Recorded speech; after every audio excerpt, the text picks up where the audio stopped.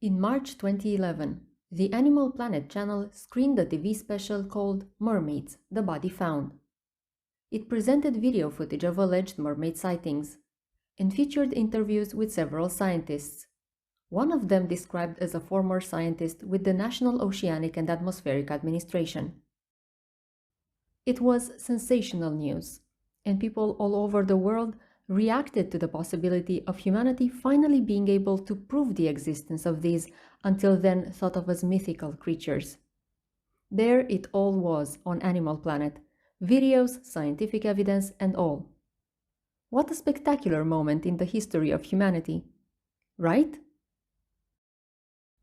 Well, no. As if the obvious computer-generated imagery was not enough to come to this conclusion, the producers of the show presented a blink and you'll miss it disclaimer at the end of the so-called documentary, admitting that it was all a hoax. This was a science fiction program. The scientists were actors. The footage was fake, and well, no mermaid body was found. Even with this direct information about the show being fake, docufiction, or a mockumentary, the public was divided, and many believed the evidence to be valid still. The conspiracy theory was also fueled by the fact that producers claimed during the show that their website about the mermaids has been targeted and seized by the government in an attempt to cover up the entire story. In fact, the show was so successful that a sequel, Mermaids: The New Evidence, aired on the same Animal Planet in 2013. It registered record ratings. Over 3.6 million people watched it, turning this into the biggest audience for the channel in the network's history. And even in 2013, there were people who decided to believe in the show's truthfulness. The Mermaids TV special is one of the biggest hoaxes in recent history. One of the biggest segments of fake news, with a ripple effect in the collective consciousness. But fake news is old news, so to speak. The phenomenon has been around since ancient times.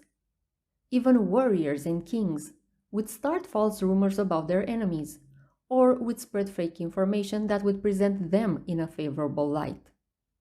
And most of the time, it worked. So, unsurprisingly, fake news found its way into the modern era. For example, in 1835, the New York Sun published articles claiming that strange creatures have been found on the moon. In 1938, CBS Radio aired an adaptation of H.G. Wells's War of the Worlds, making people believe that it was live news broadcast and that aliens were truly invading New Jersey. Many fell for it, and some panic allegedly ensued. In present times, fake news and misinformation is all around us. From sensational fake reports about celebrities, to political misinformation, to dangerous medical claims with no scientific evidence to support them. The abundance of information makes identifying fake news and fighting misinformation an essential skill in navigating the world we live in. Being able to tell the fake from the real, the sensational from the relevant, and the manipulation from genuine interest become reliable tools in our decision-making processes, and ultimately shape the way we build our own life and the society we live in. In the end, the management of fake news, misinformation, and propaganda is a critical element of individual and social well-being. We cannot thrive if we allow truth to always be muffled by lies, even when they seem harmless.